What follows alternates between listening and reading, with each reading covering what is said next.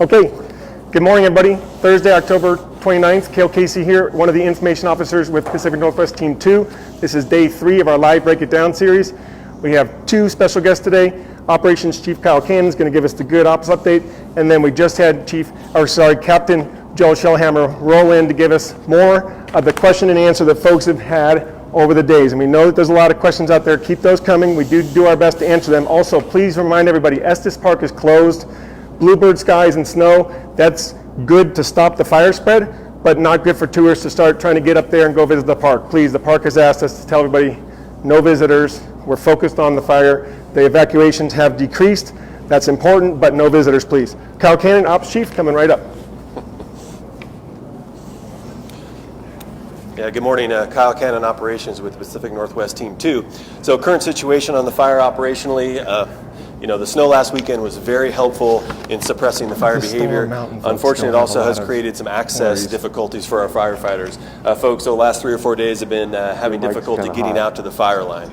So our overall plan over the last 3 or 4 days has been to assess the road situation, look at the access, see what we could get in there, and then be able to get in there and take a look at how the snow has affected fire behavior and affected the potential for that fire to spread. As we get in there, we're going to focus on those areas that had high potential for fire spread prior to that snow event. So we're talking about the Thompson zone in that area last Friday that made a pretty good move to the east. We'll be focusing on that. We'll be focusing on these uncontained pieces around Cedar Park.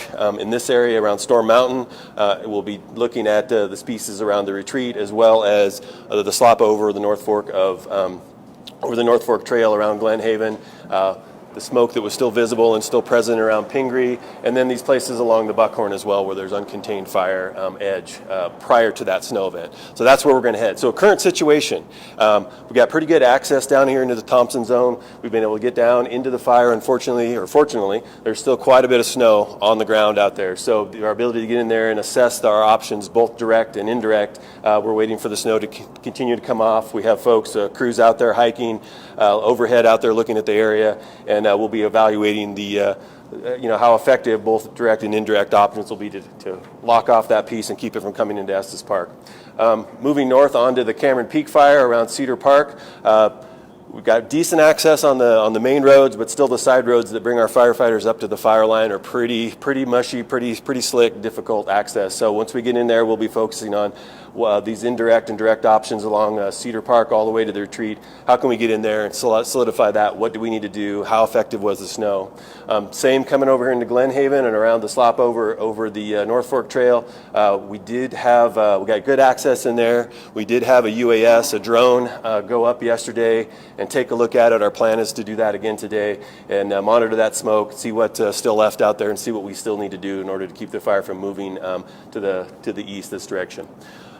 Smoke still showing in Pingree. We'll be checking out that as well, taking a good look at that. We have folks going out in there to assess the structure protection infrastructure we have out there, our pumps and hoses and all that, make sure that that's in good shape and ready if we need it as things dry out.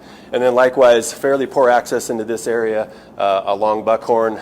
Once we get in there, we'll be looking at those areas to see what options we have, direct, indirect, and how we can put that out and make sure that it's not going to move again.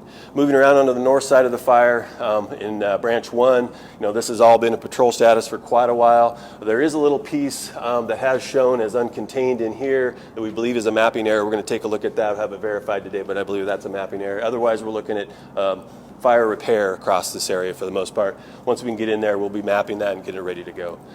We have had air enough, which means good visibility for flying over the last 2 days and today as well, to have reconnaissance flights done. So we did take a good look the last 2 days, and we did see some smoke down here around Cub Lake.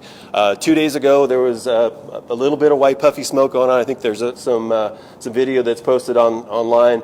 Yesterday, there was a little decrease actually in that smoke from yesterday. Did see one little area of smoke up in here in Cedar we'll be keeping an eye on, as well as some smoke in here around the slop over as well that we'll be watching and checking it out with the UAS as well as with the helicopter. And then the most smoke was visible out in here in Pingree, out towards Comanche Lake. There was a little bit of an increase in smoke there yesterday from the previous day. That's the operational update for Cameron Peak. Thanks.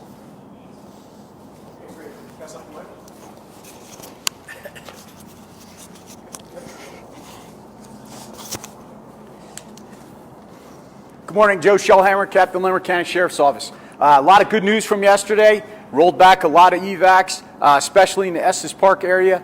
Everything on the west side that was involuntary went to nothing right now. Everything that was on the east side, including Spur 66, went from mandatory to voluntary. Okay, does that mean we're out of the woods and we don't have to keep paying attention? Absolutely not. The snow has really tampered things down, but as the weather warms up, there's a lot of fuel still in there. We still have to pay attention. Some other areas that we reduced some evacuations is County Road 27 area, and then part of the Buckhorn all the way up to Moody Hill, and then Paradise Park. We got folks back in there, back into voluntary. Just as I was walking in here this morning, I heard our IA module get dispatched with the engine and crew to a smoke report up in this area. They're going to check it out right now. So this thing is still alive. We still have to pay attention to it. I know the folks in Storm Mountain and Glen Haven are super concerned about what's going on over there. I took a hike up to the slop area yesterday. It's hard getting in there. It took me a long time to get in there, but there is still fire in there. What has happened is those dead trees have fallen down, and it's kind of burning underneath. The snow hasn't gotten on it. So this is still a concern. And then the white smoke that we're seeing up by Cedar Park yesterday is still a concern. So our patrol deputies are getting folks into Storm Mountain. If you need stuff or you need belongings or if you need to do something to winterize your home, we're getting you in there. I just don't feel comfortable with you staying there overnight as this thing kind of keeps changing and moving along. Especially, everybody knows how difficult that road is in and out of Storm Mountain. Even on a summer day, it's pretty tricky getting in and out of there. We're still looking at some of the rest of the areas.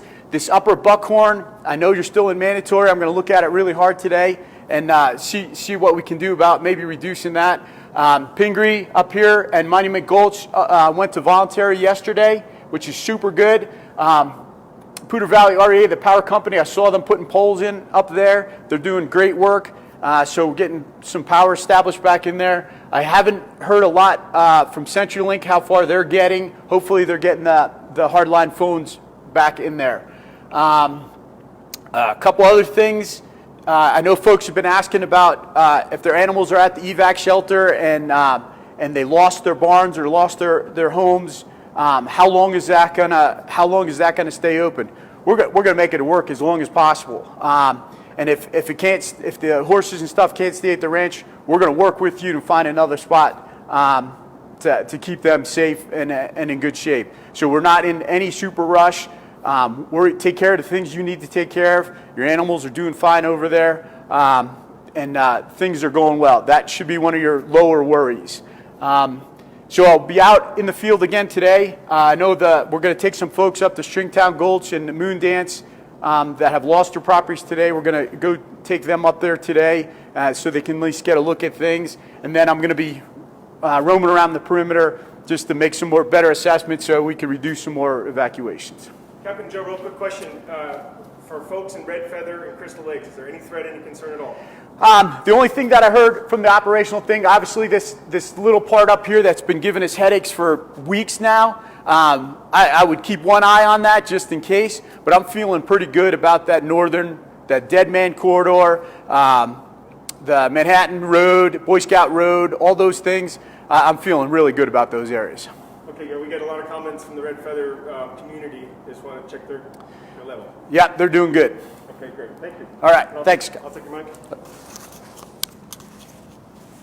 All right, thank you. We appreciate Captain Joe coming in. That was kind of a last-minute deal. We're switching our mics around, and I'm going to give you a quick tour of the fire here, or our little command post. So thanks, Mike DeVries. This is our gentleman behind the camera. Here it is, folks. This is how we do business here. We've been doing live streams out of this unit for weeks now, and our unit did 2 in a row in the morning, and then some wiring or something in this unit right here we think is what had the area. So I am reading your questions and comments. So this morning we did put a video of Pingree up so you can see the blanket of snow. Here's some of our planning maps that we use as we develop our processes, projections of where fire spread could go, structure protection zones and areas of responsibility. of course, our normal operations map. We have our medical ground transport maps and things like that, so we have to be able to provide the golden hour for firefighters. So this is one of the products that our medical unit produces. There we go, so you can see some of that. And then we have the actual camp itself. There's Andy Lyon, one of our information officers, Captain Joe again. We have a camp at the ranch here, and you're about to get behind the scenes. This is what the ranch is converted into, where all the incident command functions work out of and meet. Each trailer has a different function or shared functions with COVID spacing and cleaning. We have security at the gate with COVID testing, temperature checks daily, wristbands. And this used to have 6 to 8 inches of snow in here, just like everywhere in your yards too. So just to give you behind the scenes, this is what we call incident command post for now. This will probably change here over time as we downsize.